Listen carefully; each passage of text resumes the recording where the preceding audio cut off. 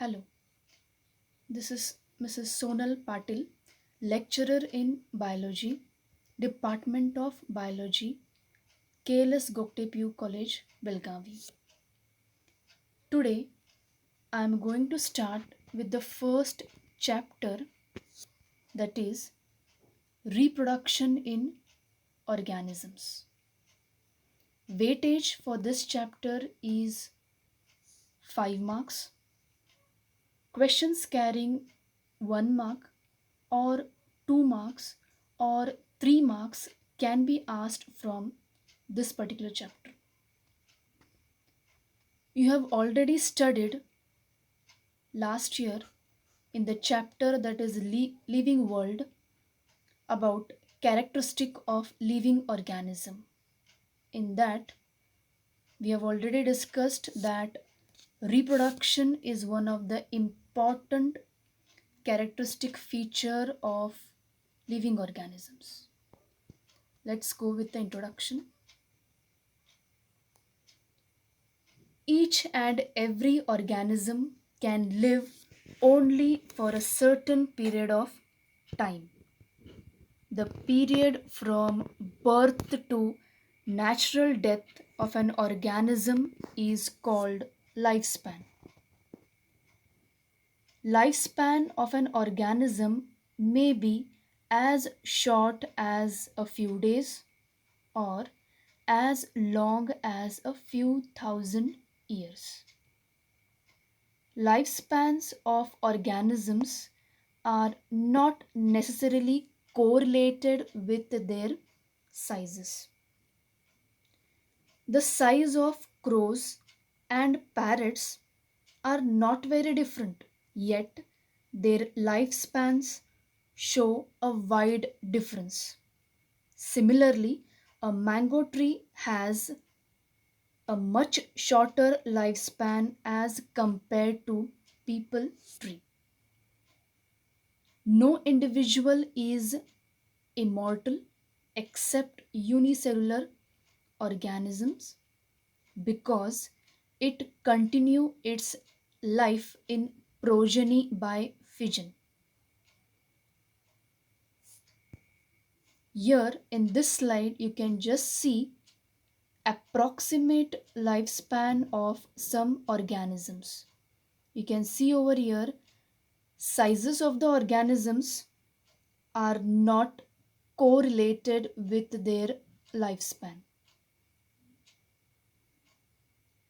The first one is shown about elephant, the second rose, third is a butterfly, crow next is a banyan tree, and then is the tortoise. So this slide is telling you that size of the organism is not correlated with its lifespan. Let us begin with reproduction. Firstly, the definition. It is a biological process in which an organism gives rise to young ones or offsprings of its own kind. So, it is a biological process where the organism is reproducing and giving birth to its young ones. The process is called as reproduction. The offspring grow, mature, and in turn produce new offspring.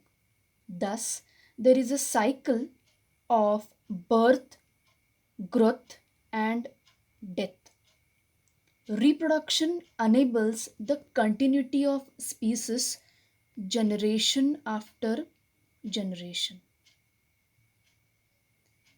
There is a large diversity in the biological world, and each organism has evolved its own mechanism to multiply and produce offspring. The organism's habitat, its internal physiology, and several other factors are collectively responsible for how it reproduces. based on whether there is participation of one organism or two in the process of reproduction. It is of two types. First one is the asexual reproduction, and the second is the sexual reproduction. Asexual reproduction. It is a reproduction by single parent with or without formation of gametes. This means that it is uniparental. Uni means single. So, here in this type of reproduction, a single parent is involved. So, it is also called as uniparental, with or without formation of gametes. The reproduction is carried out. The offsprings developed by asexual reproduction are exact copy of their parents. This is because a single parent is involved, and because of which there is no genetic recombination of two parents over here. So here the offsprings which are developed by asexual reproduction are identical genetically as well as morphologically. Such morphologically and genetically similar individuals are termed or are called as clones. So, clones are nothing but they are morphologically and genetically similar or identical individuals or organisms which are produced by asexual reproduction.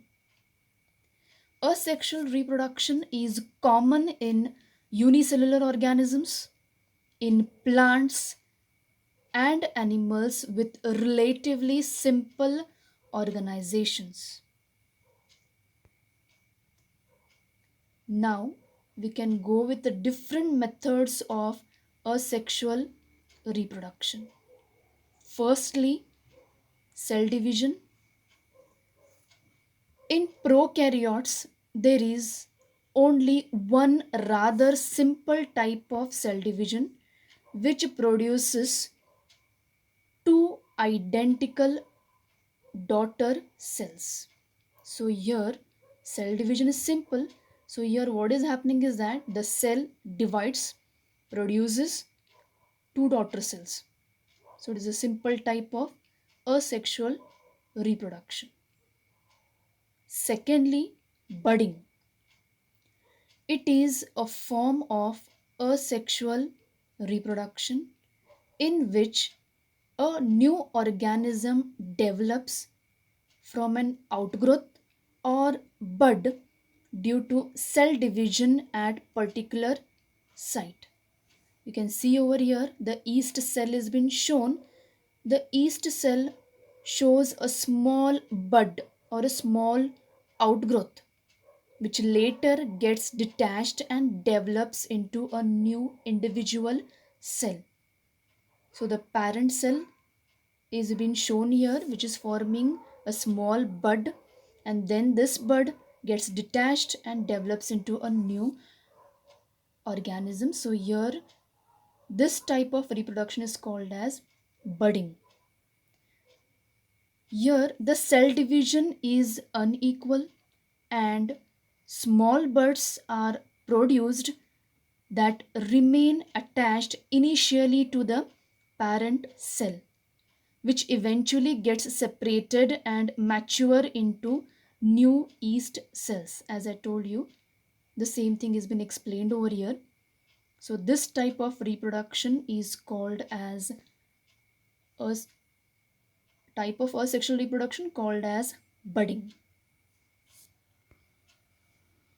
The next is binary fission.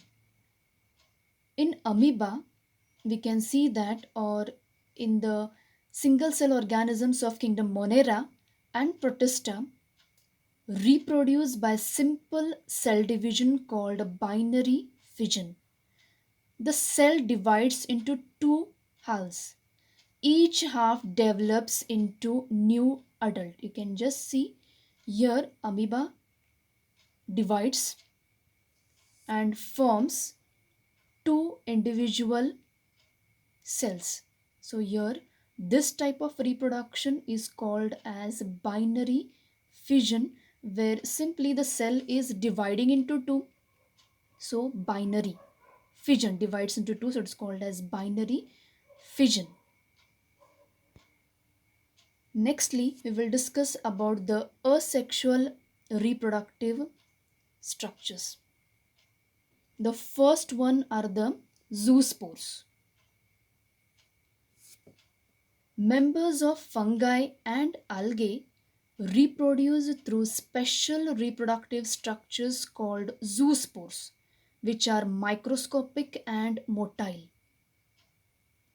Microscopic in the sense we can't see them through our naked eyes. Motile, they are movable. So these are microscopic and motile, which are found in the fungal and algal members. Example for this is Chlamydomonas. So these are the zoospores, which are nothing but they are microscopic and motile structures, special reproductive structures produced by fungi and algae. Now here it is very important for you to remember the reproductive structures as well as the example, a very important question for 1 mark, which will be asked in your examinations. The second reproductive structure is conidia. In fungi like penicillium have reproductive structures called conidia, which produces conidiospores. So conidiospores are produced in the fungal member called as penicillium. So conidia are the structures by means of which they will reproduce. So again a 1 mark question over here. They will ask you about the asexual reproductive structure, or they will ask you the example. So if the example is asked, you have to write penicillium. If the structure is asked, you have to write conidia. A very important question. These are asexual reproductive structures. You have to remember each one of them. Nextly, buds. Asexual exogenous buds are formed in organisms like Hydra.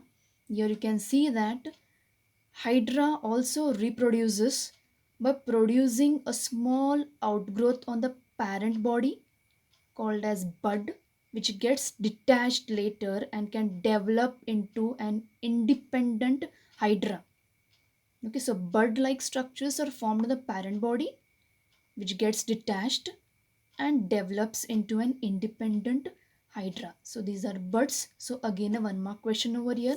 They will ask you buds, you have to write Hydra, or the example may be asked and you have to write the asexual reproductive structure. The next one are the gemmules. Asexual special internal buds are called as gemmules. These buds contain special cells called archaeocytes. These are internal buds. They are resistant to drought, high temperature, freezing, etc. We can see these structures in sponges. Sponges reproduce by means of these gemmules, which are buds which are produced internally. So in internal buds, these are which are responsible for asexual reproduction in the sponges. So again an important question for 1 mark. So gemmule is a reproductive structure and the example may be asked. So you have to remember the both of them. Very important. Lastly, there is an assignment for you all. I have given you few questions which have been asked in your previous year's question papers. The first one is define lifespan. Answers are given, you can go through. Second, what are clones? The third one is mention the asexual reproductive structure in penicillium. Mention the asexual reproductive structure in sponges. Just see how the questions are asked. Okay, they will ask you the example, ask you the reproductive structure, or they will give you the reproductive structure and ask you the example. The next question is, offsprings of asexual reproduction are called clones. Why? You have to write the reason. So that is there. And then the next question is, name asexual reproductive structures in, they will give you the example and you have to write. Now here they have asked Hydra, Chlamydomonas, Penicillium. So this way they will give you the examples and ask you the reproductive structures, or they will give you the reproductive structures and you have to write the example. This question is very very important, you just keep in mind. The next one is, define asexual reproduction. Mention asexual reproductive structure in sponge and penicillium. You can see the questions are repeated here. So from this part of the chapter, these are the questions which are most likely being asked in the examination. So remember, the weightage for this chapter is 5 marks. Okay, so 1 mark definition may be asked, 2 marks they may ask you asexual reproductive structures or any definition may be asked. For 3 marks they will split the question and ask you the asexual reproductive structures. In this manner the questions will be asked. For today we will stop with this particular chapter. In our next session we'll begin with the next part of this particular chapter. Thank you.